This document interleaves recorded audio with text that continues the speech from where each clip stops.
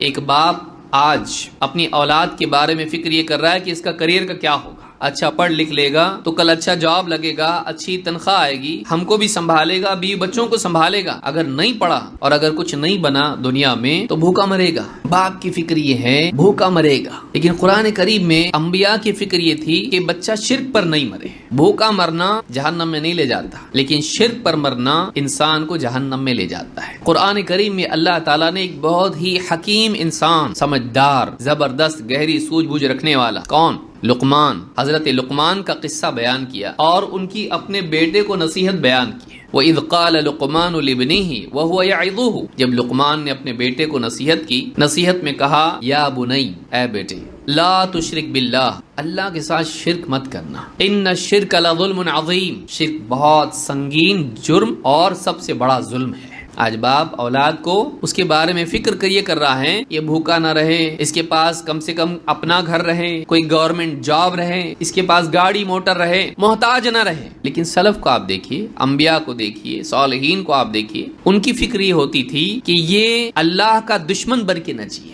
یہ ایمان سے محروم بن کے نہ جیے، جیب میں پیسے ہوں یا نہ ہو، لیکن اس کے دل میں ایمان اور توحید ہونی چاہیے۔ اس کو دنیا میں بڑی سے بڑی بیماری ہو گئی، ہو سکتی ہے شرک کی بیماری نہیں ہونا اس کو۔